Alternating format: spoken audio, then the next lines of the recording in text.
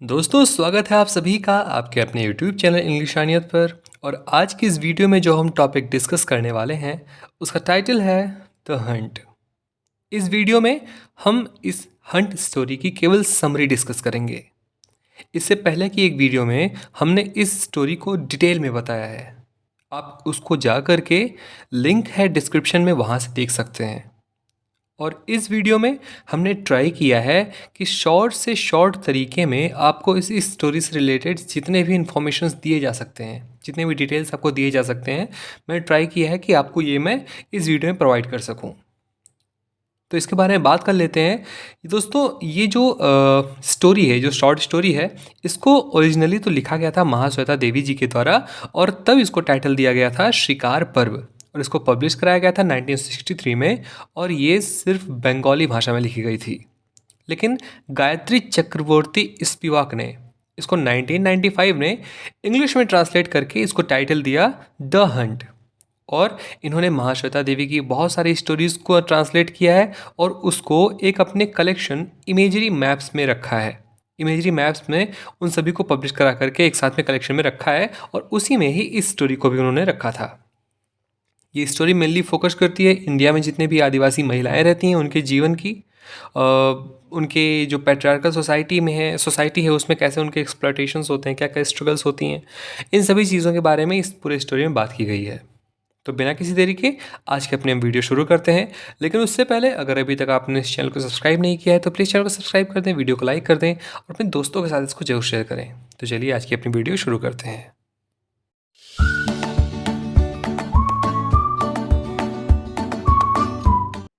दोस्तों महाश्वेता देवी जी का जन्म 14 जनवरी 1926 को डेक्का बंगाल प्रेसिडेंसी में हुआ था, जो कि ये ब्रिटिश इंडिया का पार्ट था। और इनका देहांत 28 जुलाई 2016 को, जब इन 90 ईयर्स की थी, कोलकाता वेस्ट बंगाल में हुआ था। ऑक्यूपेशन से ये एक राइटर और एक एक्टिविस्ट रही हैं। इन्होंने विश्व भारती यूनिवर्सिटी और कलकत्ता यूनिवर्सिटी से पढ़ाई की है। अगर इनके नोटेबल वर्क्स की बात करें तो वो है 1084 माँ यानी मदर ऑफ 1084, आरान्यर अधिकार मतलब the right of the forest, Titumir and more, और कई सारे नोटेबल इनके वर्क्स रहे हैं।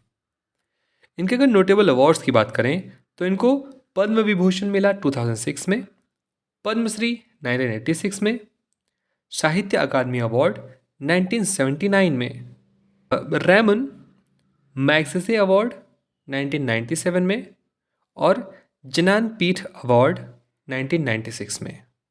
ये इनको अवार्ड्स दिए गए। तो ये तो बात हो गई हमारे राइटर की, ऑथर की। अब शुरू करते हैं आज की अपनी स्टोरी को। दोस्तों कहानी की शुरुआत गोमो डाल्टनगंज रेलवे स्टेशन से होती है, जहाँ पर अब कोई भी ट्रेन नहीं रुकती और वहाँ का स्टेशन अब बंद हो चुका है। इसलिए अब वहाँ के बने हुए कमरों में कोई नहीं रहता है, और वहाँ पर आसपास के गांव के जो चरवाहे हैं वो अपने पशुओं को लाते हैं और वहीं पर उसको चराते हैं। इसके बाद का जो स्टेशन है वो है टेहरी, यानी टेहरी नाम का स्टेशन है। यहाँ पर बहुत भीड़ होती है।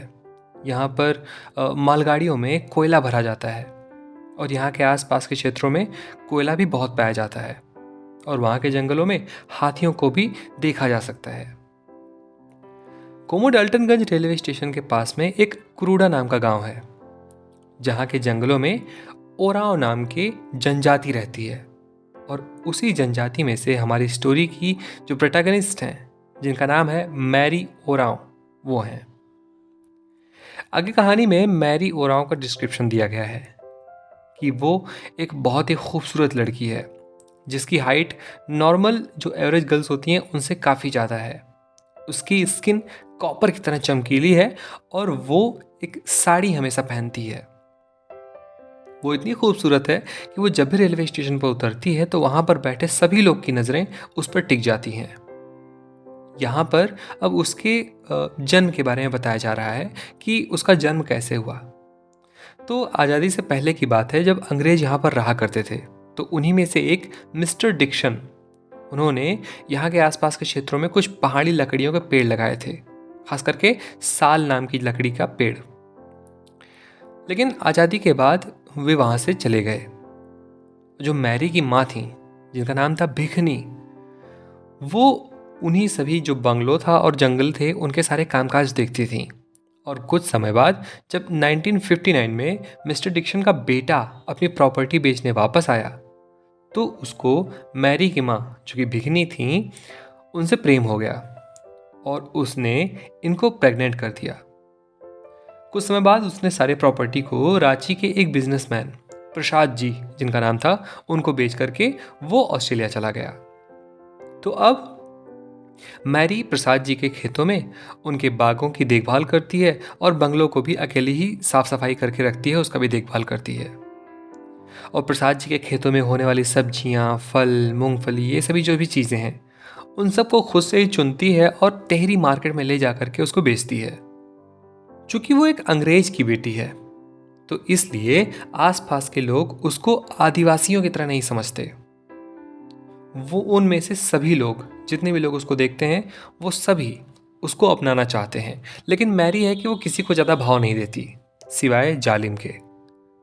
दोस्तों जालिम जो है वो मैरी का एक प्रेमी है और मैरी और जालिम इन्होंने एक दूसरे से शादी करने का वादा किया है और ये एक दूसरे से तब शादी करेंगे जब इन दोनों में से किसी एक के पास 100 रुपए इकट्ठे हो जाएं।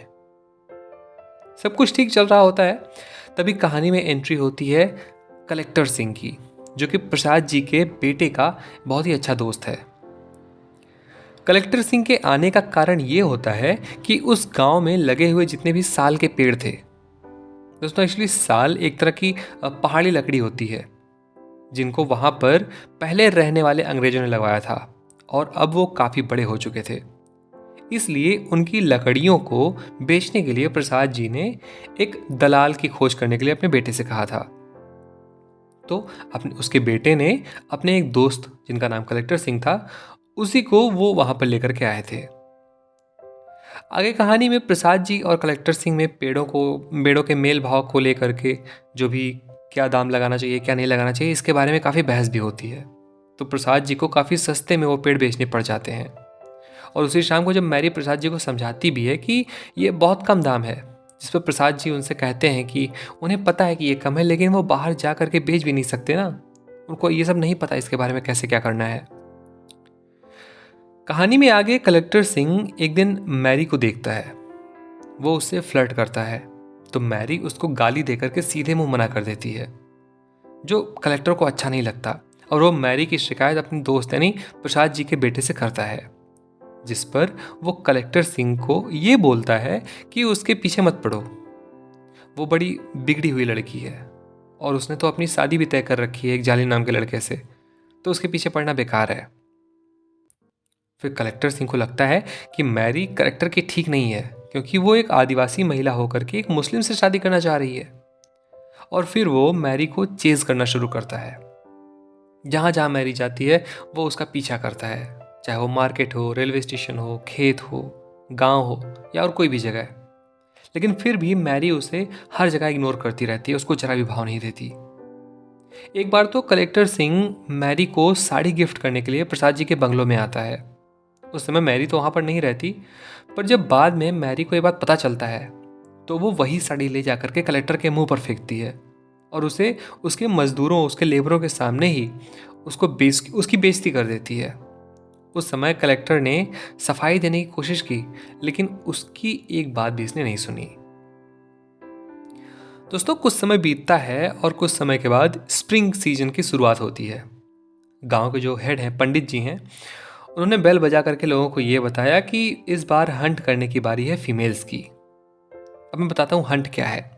दोस्तों हंट या शिकार उस ओरांव जनजाति की एक प्रथा होती है जिसमें स्प्रिंग सीजन के शुरुआत वाले दिन वो लोग हंटिंग पर जाते हैं, शिकार करने जाते हैं और किसी भी जानवर का शिकार कर लेते हैं, जिसमें शुरू के पहले 1 से लेकर के 12 सालों तक जितने मेल्स हैं वो जाते हैं शिकार करने और फिर बीच में 1 साल फीमेल्स को जाना पड़ता है और फिर नेक्स्ट 12th ईयर तक सारे मेल जाएंगे, फिर 1 साल फीमेल और ऐसे ही चलता रहता है।